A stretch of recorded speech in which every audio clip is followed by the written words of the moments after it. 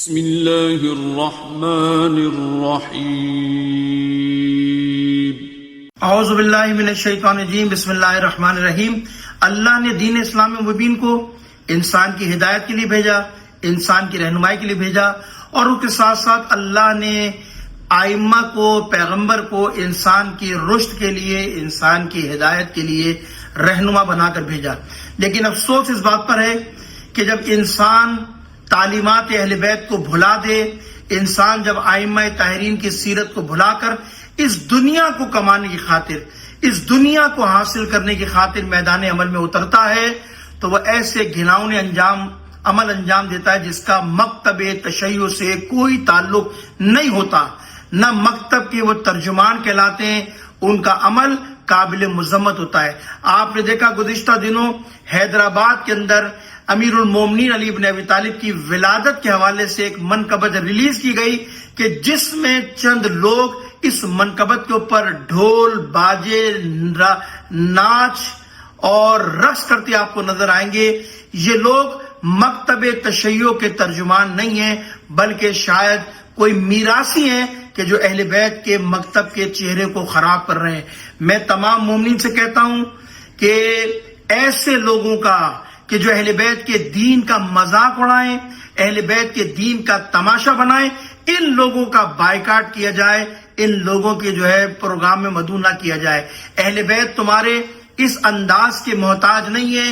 اہل بیت کے نام کو اگر احترام کے ساتھ، خوبصورتی کے ساتھ اور اہل بیت کی تعلیمات کے مطابق اگر ان کے ذکر کو زندہ کرو گے تو تم کل اہل بیت کی نظر میں بھی سرخرو ہو، ائمہ کی نظر میں بھی سرخرو ہو۔ لیکن مجھے نہیں معلوم، امام حسین کا وہ جملہ مشہور ہے کہ دین لوگوں کی زبان کے لیے چٹخارے والی چیز بن چکا ہے۔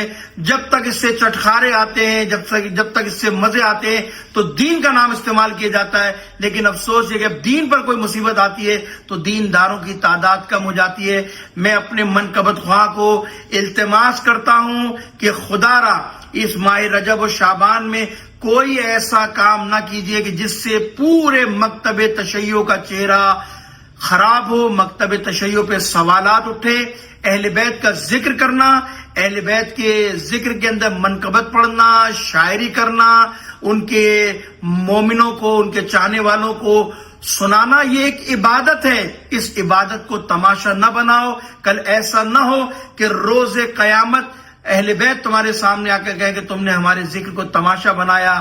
نتیجہ یہ ہوگا کہ انسان خسرت دنیا والآخرہ، دنیا بھی گئی، آخرت بھی گئی۔ میں اپنے منقبت خوانوں کو، اپنے شعراء کو، یہ سب میرے بھائی ہیں، ان سے میں کہتا ہوں کہ اپنی شاعری کو اس انداز میں ڈھالو، اپنے کلام کو اس انداز میں ادائیگی کرو جس سے اہل بیت راضی ہو جائیں، سیدہ راضی ہو جائیں۔ خدا کی قسم جناب زہرا کو ہمارے بناوٹ کی، ہمارے تصنع کی، ہماری ان چیزوں کی ضرورت نہیں ہے۔ اس پاکیزہ قلب کی ضرورت ہے۔